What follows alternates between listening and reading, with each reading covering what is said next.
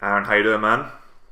I'm doing great, mate. How are you? Yeah, not too bad, buddy. Not too bad at all. Now, I'm interested to kind of talk to you. I know you are also a fellow ex-rugby player.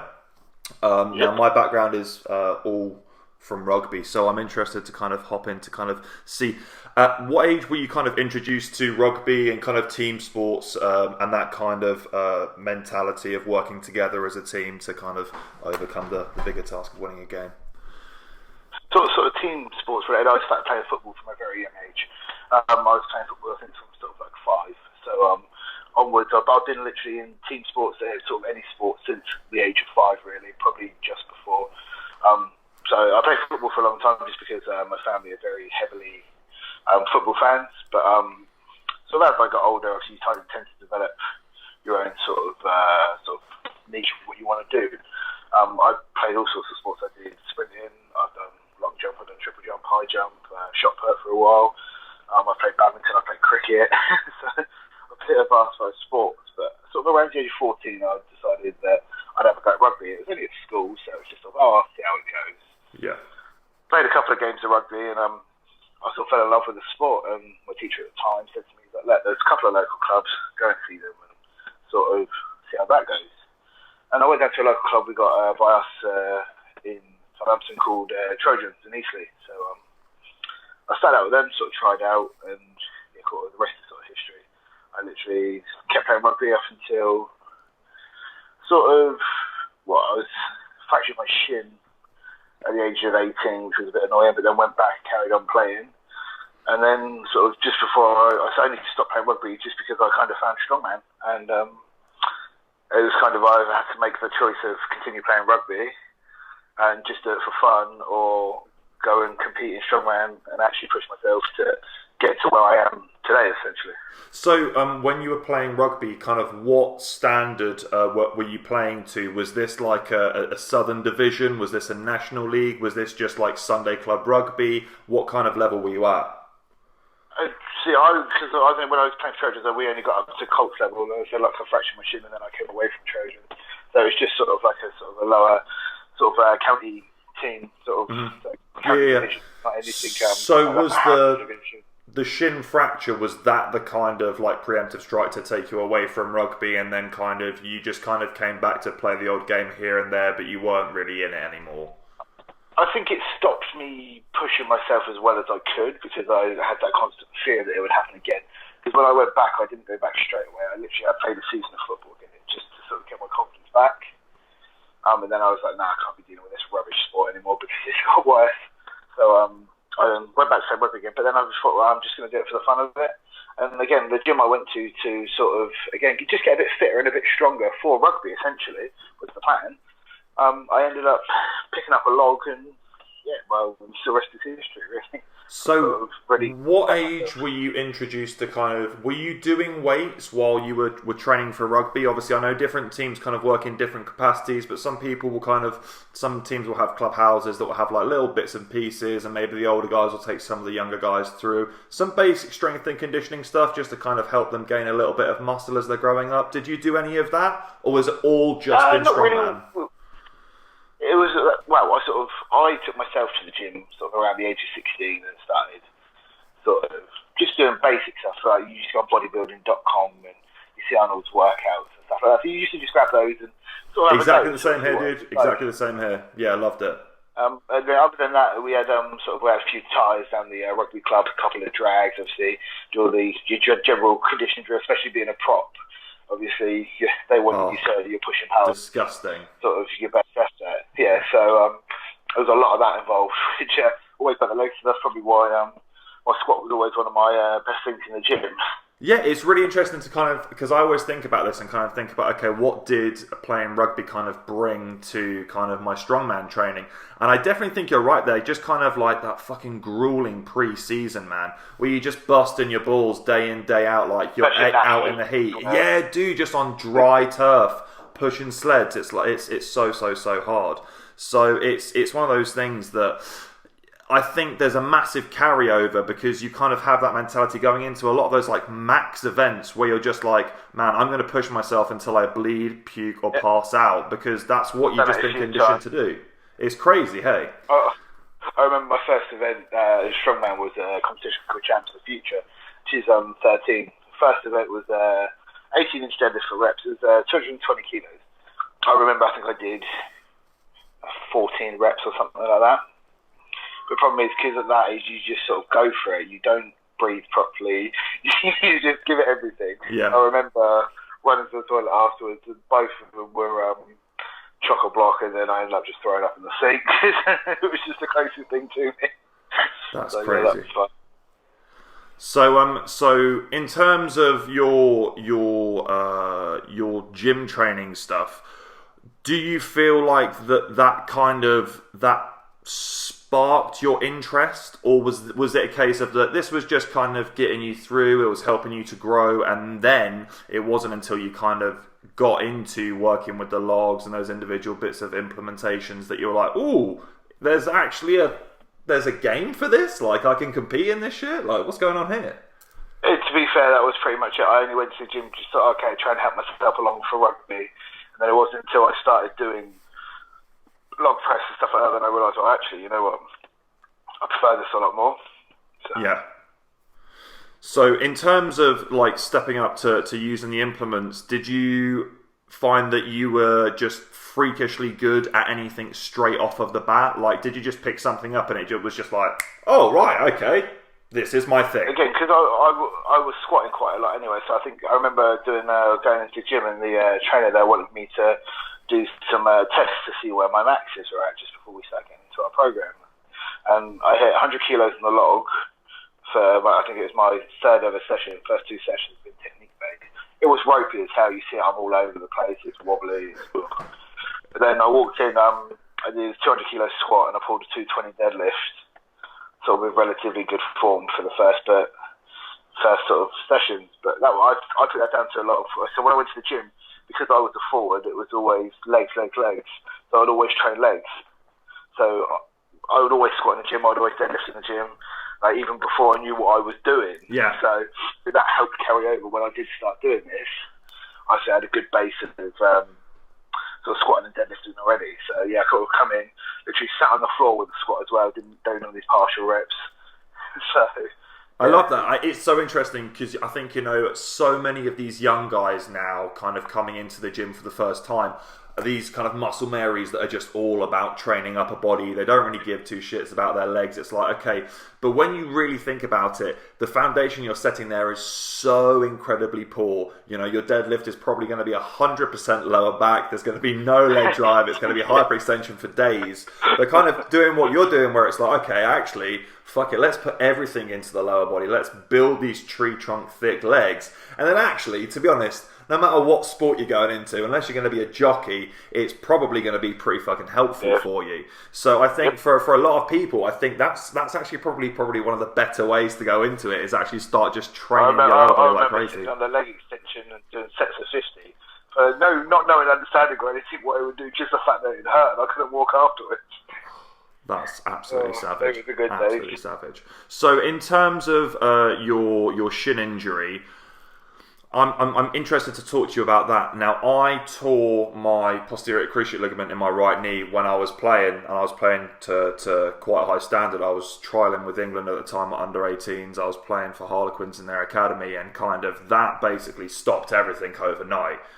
Because I didn't get picked up by Quins, because I didn't make nationals, because I couldn't fucking walk. So that changed everything. But then going forward from that, there was just like this inherent fear in the back of my mind that no matter what was going to happen, I was going to tweak it, someone was going to tap it, it was just going to snap, and that was going to be it for me. So how do you get over that psychological thing? Like, is it a case of still today, even there are sometimes like you'll step up to a bar and you'll be like, oh man, shin's feeling a bit ropey today. Like, how did you get over that? I think with me, it was the sort of, it took me a while, but I talked myself round into being like, no, this, I did a lot of research on mental health and sort of getting behind mental blocks and stuff like that. Because I went back and played sort of for a season a couple of years ago, just a bit of fun, see if I could still do it, which I can say that my knees can't cope a full season, so no chance I'll be doing that. But I actually ended up playing on the same pitch where I fractured my shin. And I had an awful game. Because in my head, it was just always that constant reminder, that's where I broke my shin, that's where I did my injury. So I think I got 20 minutes into the game, I went over to my head coach, I was like, you got to take me off. I said I can't mentally get in the game. So he took me off, we ended up drawing anyway, but after that, that's when I kind of really sat myself down and kind of went, right, I need to get over this. But in terms of strongman, it's never affected me. Never affected me at all. So because it was a splinter fracture, so apparently a splinter fracture is where they go up and it causes sort of movement.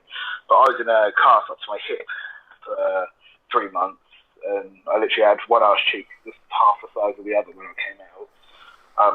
But yeah, and then sort of just developed that back. But I think getting over the mental aspects of it, my leg was as strong as it's ever been.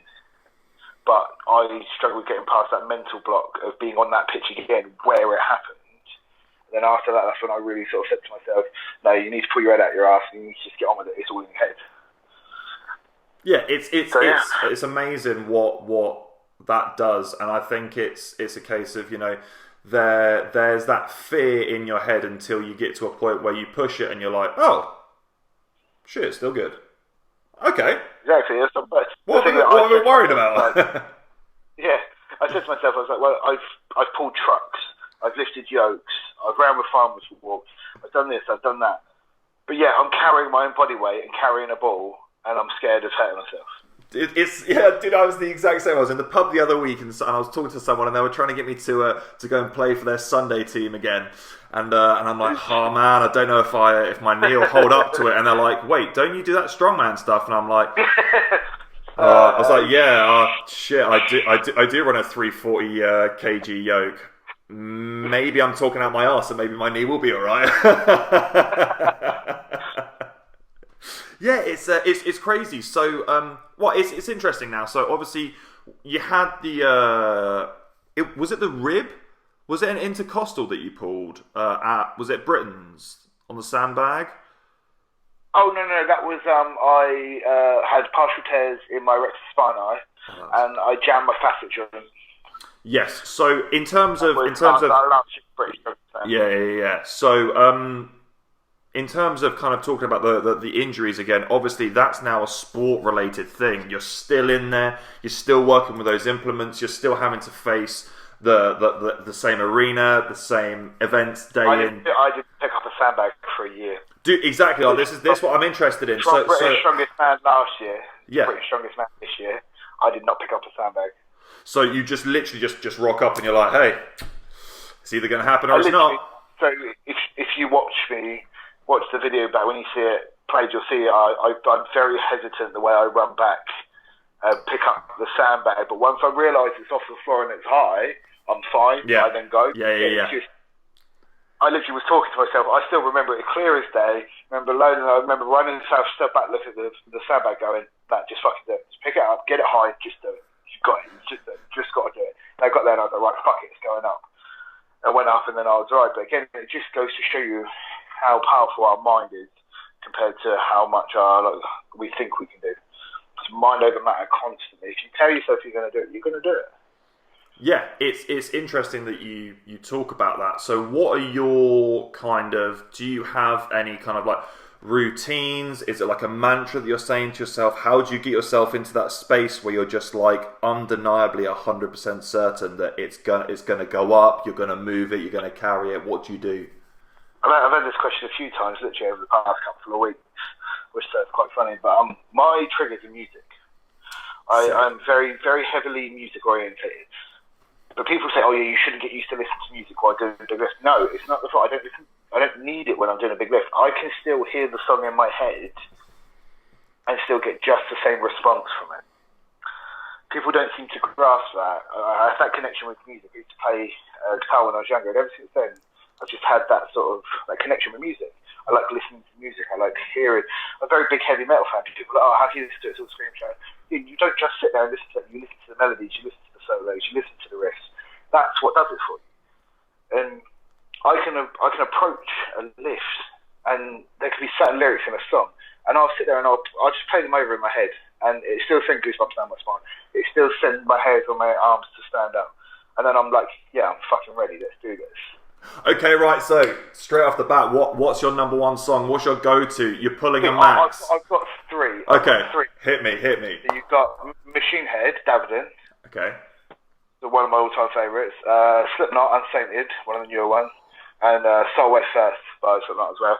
Soul Way First, probably the biggest one. That's the biggest one. It's the set of lyrics on the second chorus. On the second verse that just triggers me. It's like a minute 45 in.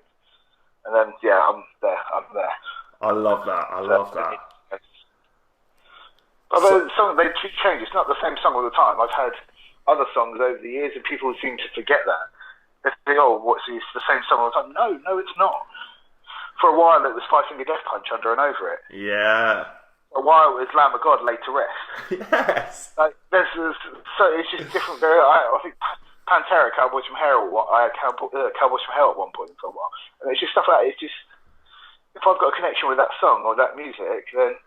But the thing is, it's that's the thing, is it's not just music, is it? Like, I've spoken to loads of people about this, like, people keep on, like, forgetting this, is it's not just music, it's the connection, it's the emotional connection that you have with that thing, man. Like, you have that bond. Being a musician, you're connected to the guitar, you listen to the things that other people aren't listening to because you know what goes into it, you know what's involved, and then you get that trigger, and then as soon as you have that, then you can use it. And I love that, and I think it's really interesting because everyone has their own individual thing. So with your music, okay, so I am someone like, I'm really easy to get riled up. So what I need to make sure to do is, like, when I'm warming up, everything, like, I'm super mellow. I'm like literally classical music, calm my ass the fuck down, and then it's like, okay, 10 seconds, you're about to go on. It's like, right, crank that music up, and then it's like 0 to 100 in like a second. So what do you do? Are you just literally the whole time just like, let's go, or do you have to keep it calm? I'm very, if you ever watch Music, I'm very placid in between events, and that I'll sit and talk to people, I'll walk around, I'll make sure people are alright, and that's just my way of coping with it. But then, when I know I'm due a lift, a couple of minutes before, song goes on, music goes on, and if it's a max event, like I said to you, if I know I've got 3 big lifts coming up, I'll play it in that order, so it'll be David first for the first lift, that'll get me slowed down. Then I'll play Unsated for the second lift. That'll get me even more slowed down. When I go into Soul Way Forever, I'm literally at my peak. I've got fucking goosebumps from head to toe, and I'm going to rip someone's head off if they get in my way. Yeah. Like, everyone, please move away, out the way to the arena for your own safety. I know. I'll just start swinging swords and all sorts. You've seen The Witcher, right? That's what I turn into. Oh, that's absolutely brilliant. So, I mean, it's interesting. I think for myself, it's probably a case of, because I haven't competed that much, I'm still very, very nervous going into a lot of these competitions. I think for someone like yourself, where you have that, you have the experience, like you can deal with it a little bit better, perhaps, but not always. Nah. If it's a big competition, you got to bear in mind. So I know what you're saying. Because obviously, I've been through the years. But still, like standing behind that curtain, the British Strongest Man. You stood there with a flag. People are going out in front of you. Next thing you know, you're up next. So you stand in that middle. You can't see anything but the line.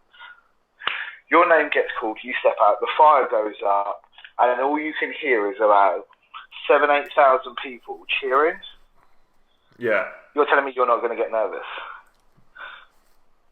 Yeah. So, yeah. Regardless, I don't think it gets easier and manageable. You get nervous at different points than you used to, but overall, it'll never go away. Yeah. But I also think nerves are a good thing, right? You know, it means that you actually give a shit about something. Like, you're connected, and it means that it means something to you. So I always tell myself that, like, I have a long history in kind of acting, and I've done shows in front of hundreds and hundreds of people, and, you know, it's that whole thing of, like, you're absolutely bricking it, but then as soon as you walk out from behind that curtain and you step on stage, it's like, autopilot, right, let's fucking go. And it's the whole thing. You know what to do. I think it comes from rugby as well. Like, you probably found it as well. Like, you get riled up in the changing rooms, you get riled up, let's go. As soon as your foot crosses that line, that's it. Done. You're in. It's the same, but my nerves come at different points now. So I'll get nervous the night before. Not very long, it'll be about an hour or two. I'll just get a little bit nervous and I'll start thinking about the event, start thinking about how I'm planning. I'm a very big believer in visualization, so I'll visualize the events that I'm going to do and how I'm going to do it. So that's when I'll start getting nervous, when I start thinking about that. Chill out, I'll get up, I'm fine. Go and have breakfast, no problem. Get to the arena, you'll get a little bit of butterflies because you see the arena and you'll be like, yeah, fucking hell, this is it. There's more excitement than nerves. And like I said, you're a bit nervous when your name gets called out. And then when you got to that first event, you're waiting for that whistle to be blown. As soon as that whistle blows, it all goes. You just know what you've got to do. So autopilot, it's brilliant. It's just like, you sat there, you're waiting, you're sweating, you're nervous. All of a sudden, you hear Darren Sadler go, 3, 2, 1, whistle goes. Right, I know what I'm doing now. Bang, bang, bang. So I'm interested. So when I compete and the whistle goes, it doesn't matter where I am, what I'm doing, who I'm around. It always goes fuzzy. Like the crowd can be a million decibels, but I hear nothing but silence. All I can hear is my own breathing, my own heartbeat, and everything else just goes black. Like for you, is it the same? Like, or can you hear the crowd? Do you use the crowd? Are you using the crowd, or is it just you're in your own headspace and it's just this task at hand? While I'm actually lifting, I don't hear anything. I just hear my breath. I think about what I'm doing. I see the referee. I hear the referee say down. And then in between, I'll use the crowd. So if I'm struggling, you see at Brits, I think between logs 4 and 5, I was absolutely blowing.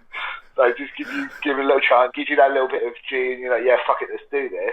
And as soon as your hands go on that log, it's like someone hit mute on the TV. So you pick it up and it's like, you know when you see like a bad movie scene where they're in a nightclub, then all of a sudden they're in the ocean, and it's just nothing around. It is bizarre, but yeah, no, that's sort of. Again, the only thing I ever see after that is the referee, and then when I get the down signal, it's like the sound all of a sudden just fades in, and it just goes. That's crazy. I'm so glad that I'm not the only one that's in the same boat there. Like it's very interesting because I think everyone tends to deal with it differently. So it's cool. It's cool that we kind of have that in common. So in terms of going back to your visualization, I'm interested to kind of to talk more about that. So when you're visualizing. Are you visualizing, so can you see yourself doing it? Are you in there? Like, is it first person? Can you feel it? Are you going through the motions? Or can you see yourself doing it? I always see it from the outside. Yes, yeah, me too. Me too, it's so weird. Watch myself do it.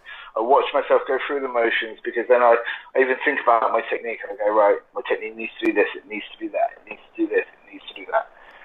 And I just keep going through that and that and that, and then it's... That's really interesting. So when did you start doing that? What brought you on to doing that? And was there like an immediate noticeable difference from it for you? Or was this something that you've kind of had to get used to over the years? It's something I've only really done sort of in the past couple of competitions. I think I said to myself I needed to... I used to do it before, but I think there's doing it, but then there's doing it and believing it. Yes. So I used to do it before, but I wouldn't really believe it.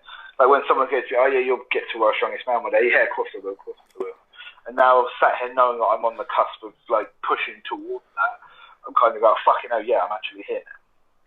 So it's only been sort of the last year or so that it's affected me. I've really been able to visualise it. I went out to the Arnold Classic last year. Knew the weights and everything, and I knew what I was going to do, and I visualised it and exactly how it happened. Brits, same thing. Made one small mistake on the Conan's wheel, but that was my fault. It was just I tried to be too quick and took a big step. But one of those things. But everything else, it's exactly how I visualised it. And it'd be the same when I go into the Logless Championships in April. Yeah. I'll be visualising myself pushing 220. Dude, I'll be there. I'll be fucking screaming from the sidelines to your complete silence. Then I'll be visualising myself picking up that freaking 230, rolling out my chest and putting it over my head. Yeah, man. Love that. So in terms of kind of going back to talking about like your kind of your mental health, your training and stuff, what are you kind of doing for your mind to help you out? Obviously, we've all got baggage, we've all got issues, we've all got demons. It's interesting to see how everyone copes with their own. For me, the gym's always been something that's been a massive, massive help for me. It's got me through many, many dark days, and I'm forever grateful for having it. So what are you kind of doing in your own headspace? What are you using? How has it affected you? And kind of what are you doing moving forward? So I find it, I love the gym, don't get me wrong, it's fantastic, but I just decided to open one. It's not the best move if you love it that much. So, don't get me wrong, I love my gym and I love what I've achieved with it so far, and I love how it's growing, I love the community we've got there. But at the same time, there's days I just don't want to even be in there because it's become work. Yeah. And that you kind of go, okay, so that's become work now. You don't have that buzz. So I find it's very important that I find something to do that keeps me fresh. So I do a lot of photography, just to sort of keep my mind at bliss, essentially. Yeah. So to help me focus and to help me sort of take my mind away from the gym environment, training, something completely away from it all. So yeah, that's how I sort of make sure that I'm doing something for myself to keep me grounded, essentially. Because I feel like if I don't keep myself grounded, if I was just to live wrapped up in the gym, I'd end up hating it. So what age did you kind of get into photography? How did you find out about it? What kind of piqued your interest? I've always, we all grab a phone and we all sort of take pictures, and I just started getting a bit creative, and I thought, I quite enjoy this. My mate was selling this camera 3 years ago, I think it was, 3-4 years ago. Sold it to me really cheap, had a couple of lenses of it. So you know what, and I started shooting a bit more, learn how to use it a bit better.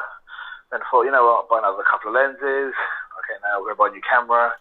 Like about 2.5-3 grand later, I've now sort of I'm shooting sort of every couple of weeks quite regularly, and I just enjoy it because it's completely different to what I normally do. And all the strong men and most of the men that follow me really enjoy the photography as well, because it's normally women in their underwear or women in nothing. So they have an ulterior motive. Yeah, exactly. But it's interesting that you say that. Like, I think it's a really interesting point to hop off on, that it's, if you have kind of a passion in doing something, that it's always kind of important to have something that like is completely different to that you're also really interested in, to give you time to get out of that headspace. It gives you time to then, your brain can then just kind of go into autopilot. You can let those ideas flow. You can think about things more freely, and it allows you to kind of switch off. Like, I mean, I'm a PT. I work as a massage therapist. I do rehab and stuff,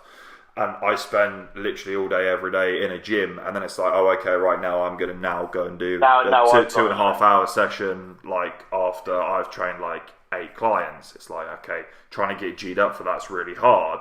But it's nice, like, if I can go out and do something that's completely different, just go for a long ass walk, disconnect, work on my creative stuff, create content, then it means that I have this brand new freshness. And then when I come back into the gym environment, it's like, oh, this is cool and sexy again. Like, this feels fucking good. Let's go. I like this. Yeah, exactly. So it's really interesting that you say that. So, do you make time for it, or is it a case of like, it's just like whenever it comes around, you kind of hop off, do it? I will make time for it. I will make time for it because I find it's important to have that break and have that sort of me time. So do you have any kind of daily routines and rituals that you do for yourself that's like you kind of spoken about, that's helped to keep you more grounded, that's helped to kind of take your mind away from all of that stuff, or help you fight those demons, or whatever it might be for you? The thing I've been doing recently is I've been downloading audiobooks. Sweet. And listening to different people I find influential, but that aren't necessarily anything to do with strength. Some are. Like, I just got Eddie Jones' book. Sweet. It's a 13-hour audiobook. Yeah. I've got Tyson Fury's, because again, I think him as a person is fantastic, the way he does things. But I've also got Anne Middleton's, both his books. I think he's brilliant. I love that guy. He's just fantastic in what he does.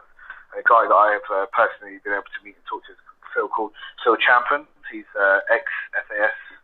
Okay. He's got some fantastic stories. I've just got his book as well, so I'm looking forward to getting my teeth sunk in that as well. There's quite a lot. I think I've got like 6 books on there still to sort of listen to, and I've gone through 4 already. So it's just I only put it on for sort of half an hour before bed, so it gives me that sort of downtime. I need to do a chapter, nothing crazy, but I switch off because all you've got to do is sit and listen. You don't have to do anything. You can just sit in bed or sit somewhere and just listen to it. Chapter finishes, goes off, light goes off, you go to bed. Just relax. Yeah, I think it's fantastic. I'm the exact same. I personally really, really like them, and I like a ridiculous range of different things. You know, I'm massively into like personal development. I'm really, really into all of that sort of stuff. I love understanding how my brain works and how I can kind of get more out of my brain, squeeze more out of my body, and kind of help to learn more.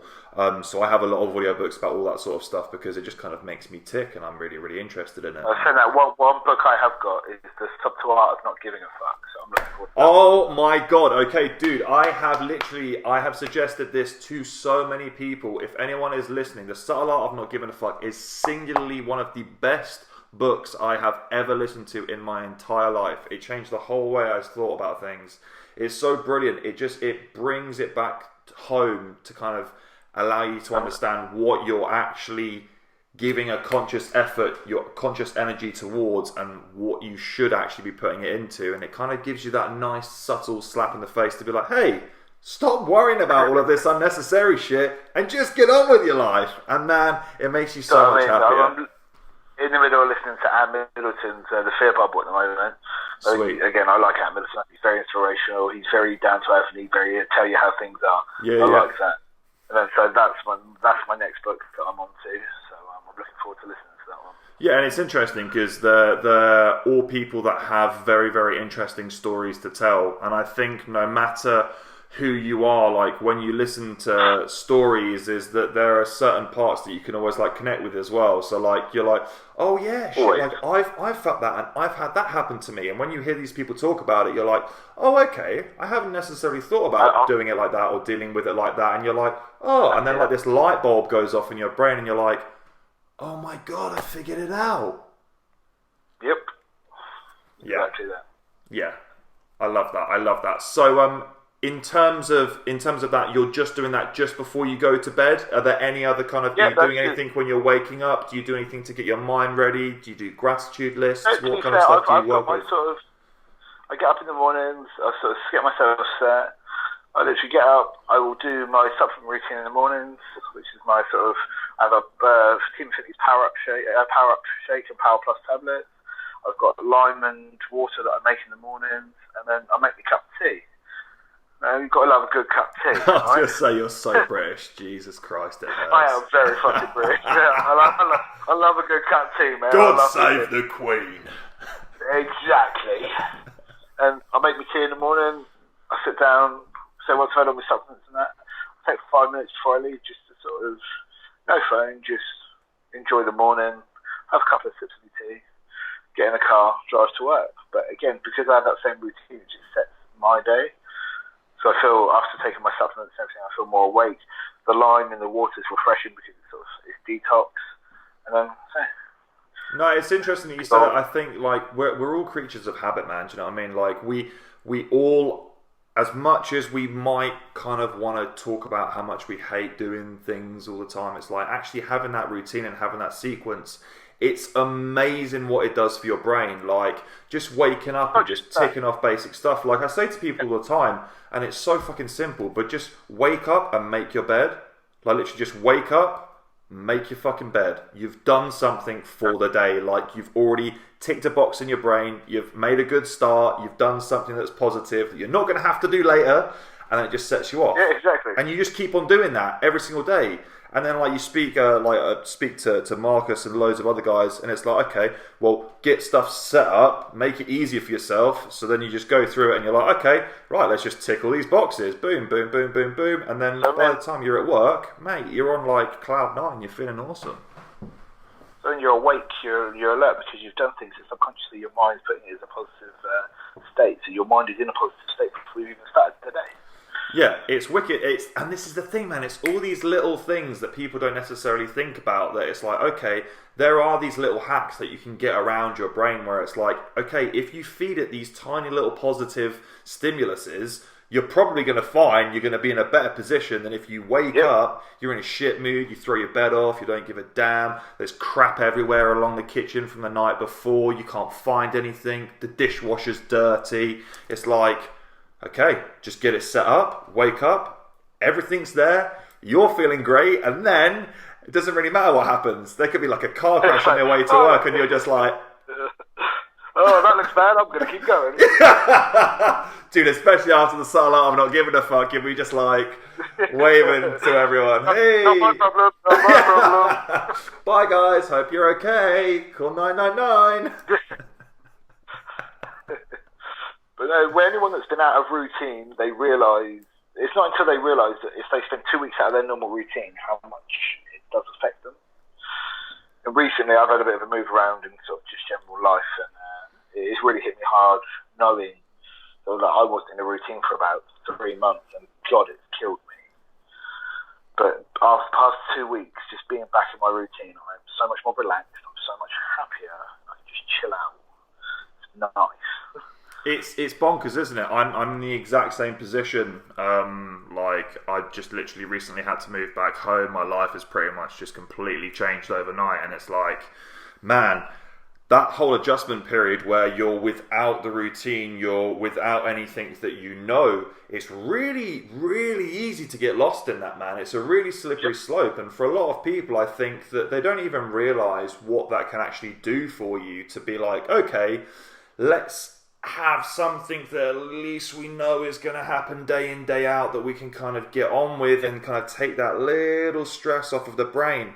Otherwise, you know, like for myself, it's like, dude, you just get lost in it, and then everything becomes too overwhelming, and then you don't want to do a thing, and then it's like, okay, now we're in a really fucking dark place. Yep, totally agree with you on that, mate.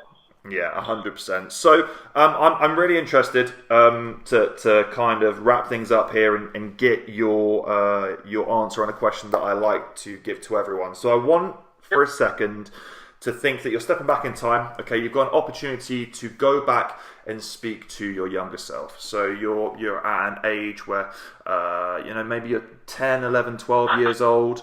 And you get to spend a moment with your younger self, and you get to impart one bit of wisdom, knowledge, a mantra, something to live by, to kind of help you get through all of the bullshit that you've got through in your life so far, that you've experienced now today, to make their life better, easier, more valuable. What do you do? It's simple. Be patient. Things will happen. Okay? People underestimate being patient. They want everything now. We live in a world where everything is now. Amazon, next day delivery. Amazon, same day delivery. Deliveroo, Uber Eats, now. No. Chill the fuck out. Be patient. Things will come. I've worked 8 years to get to where I am at the moment. People have rushed it, not got there in 2 years, so they've given up in the sport. When I was a bit younger, I wish I may have stuck at rugby a bit more. So maybe I would have got a little bit further. Or I wish I'd done this, or I wish I'd done that, because I just wasn't patient enough. I was still real young.